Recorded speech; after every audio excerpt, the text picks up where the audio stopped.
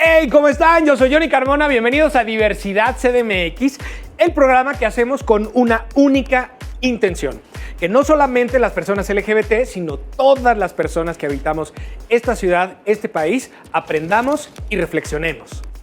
Hola amigos, yo soy Sheila Ferrera y el día de hoy tenemos un programa muy interesante. Vamos a hablar acerca de qué es lo que pasa con los derechos de las personas que han perdido su libertad. El programa de hoy se llama Readaptación Rosa. Hola, yo soy Daniel Vives Ego. Háganos saber que ustedes están ahí y que estamos nosotros para servirles a través de nuestras cuentas en Twitter, en Facebook, con el hashtag Diversidad CDMX y a través, por supuesto, de @capital_21. Y sin más preámbulos, señoras y señores, ¡comenzamos! Me encantan mis pasitos juntos.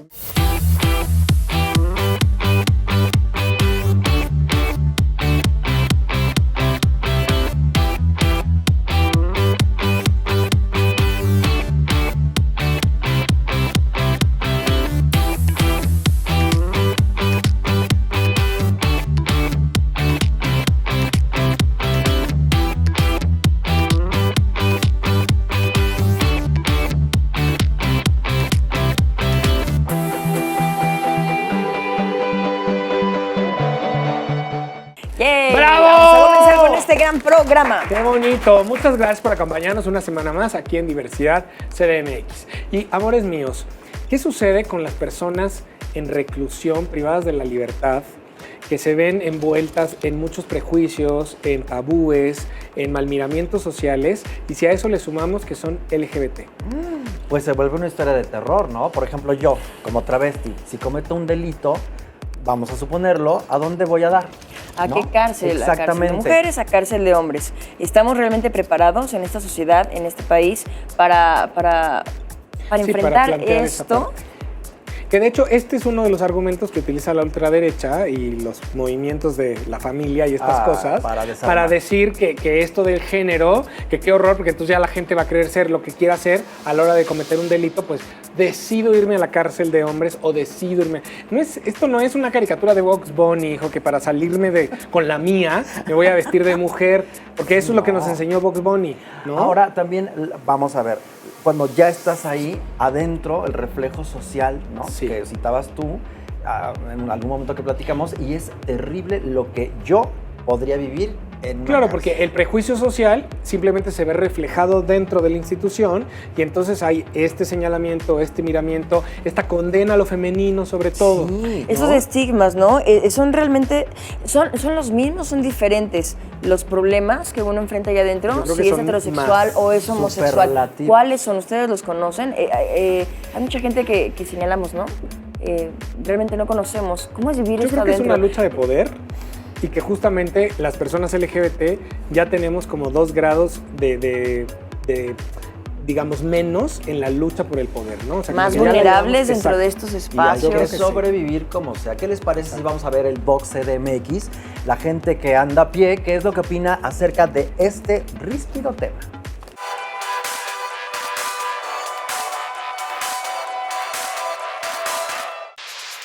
¿Qué tan difícil crees que puede llegar a ser la vida dentro de una cárcel? Muy difícil. Yo creo que dentro de una cárcel la vida cambia totalmente a las personas.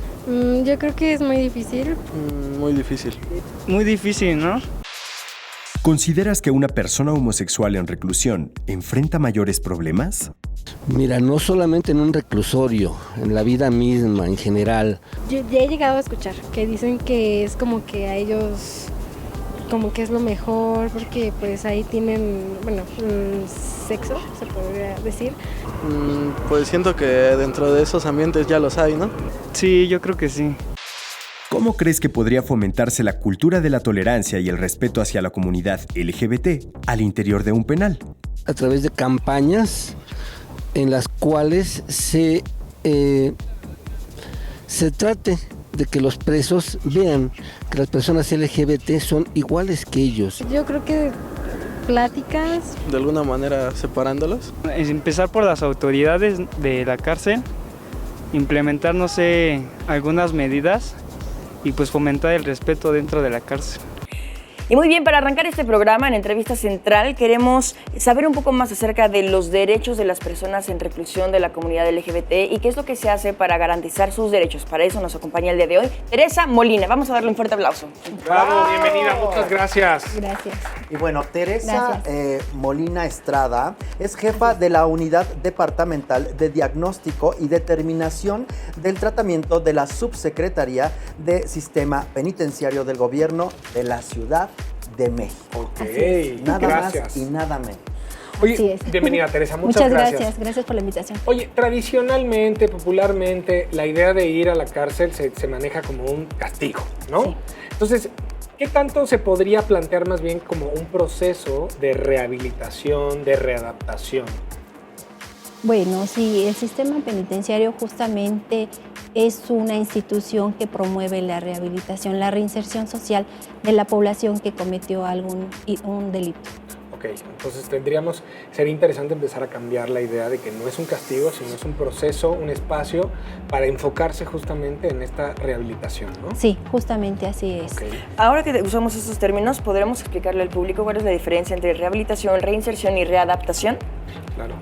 Sí, claro que sí. Mira, el tema de readaptación social se usó ya tiempos atrás.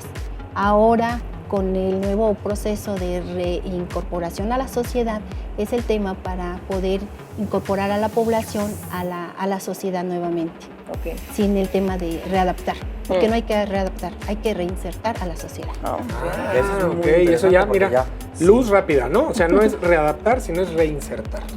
Sin considerar social. la libertad y los derechos políticos, ¿cuáles son los derechos humanos de una persona dentro de un reclusorio? Mira, como lo establece la Constitución Política en su artículo 1, todas las personas debemos de gozar de los derechos y incluso de los tratados internacionales en el que el Estado participa. En este caso, el sistema penitenciario debe de garantizar el respeto, promover, garantizar los derechos humanos de las personas de la comunidad LGBTI en todos sus sentidos, como por ejemplo el derecho a la salud, al trabajo, a la educación, a la identidad. En pocas palabras, ¿a qué se enfoca específicamente la Unidad Departamental de Diagnóstico y Determinación del Tratamiento de la Subsecretaría del Sistema Penitenciario del Gobierno de la Ciudad de México? Que es mi unidad Exacto. departamental. Bueno, el área en la que yo colaboro, diseñamos programas de atención a la población, no solo del LGBTI, sino de grupos vulnerables, como también pueden ser adultos mayores, personas con discapacidad psicosocial, indígenas. Tenemos una mesa sociojurídica integrada por instituciones gubernamentales que participan activamente con nosotros en el sistema penitenciario y en los que podemos nombrar al Tribunal Superior de Justicia, a la Comisión de Derechos Humanos, tanto local como federal, a Defensoría Jurídica, que promueve, si alguna de estas personas son susceptibles a obtener un beneficio de libertad, promover ese beneficio o brindarles algún tipo de asesoría que les ayude a llevar su proceso adecuadamente. Dentro de estas comunidades vulnerables también está la comunidad con VIH. ¿Qué sucede También con esta población? Es atendida. Ellos están ubicados directamente en la penitenciaría del Distrito Federal y su atención médica es suficiente, lo trabaja Secretaría de Salud.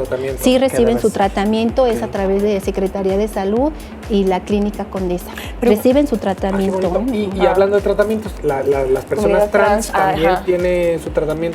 Tienen su tratamiento, siguen su tratamiento. Ustedes saben perfectamente que no es fácil tomar la decisión de tomar un tratamiento porque tiene sus repercusiones y consecuencias. Entonces también tiene que estar la población muy bien sensibilizada, capacitada e informada para poder proceder a un tratamiento hormonal. O sea, pero por ejemplo, si yo soy una persona trans y llevo un tratamiento y cometo un delito o estoy involucrado en una situación, estoy privado de mi libertad, mi tratamiento no necesariamente se tiene que interrumpir. No necesariamente se tiene que interrumpir. ¿Cómo recibe la comunidad de un presidio a la gente LGBTI? Me tiene muy... Sobre todo la comunidad trans, ¿no? Pues miren... Pero es que la gente, yo como gay, entro a un lugar y hay muchas leyendas, hay muchas cosas que son aterradoras, hay muchas historias que dices, si yo llego a caer ahí, ¿qué pasa? ¿Cómo es esa comunidad? ¿Cómo recibe esta gente? Justamente les comentaba de los prejuicios. Estamos en una ciudad que congruente con igualdad y no discriminación, una ciudad amigable, se ve reflejada en el sistema penitenciario. Se ha trabajado bastante para el tema de la sensibilización y que estas personas puedan recibir un trato digno y que sean que participen en las diferentes actividades.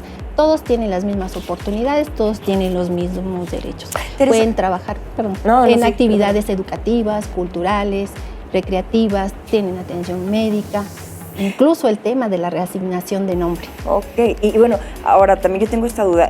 Las bodas LGBT si existen entre los heterosexuales. ¿Qué pasa con esto y qué pasa con las visitas conyugales? La población penitenciaria tiene el derecho a solicitar un matrimonio igualitario. De hecho, del 2016 a la fecha tenemos más o menos un promedio de 53 o más personas que han contraído matrimonio y se les autoriza su visita íntima, por supuesto. De hecho, en la semana pasada en el Centro Femenil se llevaron a cabo bodas colectivas y estuvieron participando 4 personas del LGBTI. Oye, háblanos del 14 de febrero en el Reclusorio Sur, del evento que tuvieron. Estuvo precioso. La población es muy participativa. Les gusta los temas de las actividades recreativas, artísticas. Les encanta imitar, cantar. Entonces se llevó a cabo un evento. Ellos me decían, Tere, queremos hacer un evento para poder festejar el Día del Amor y la Amistad.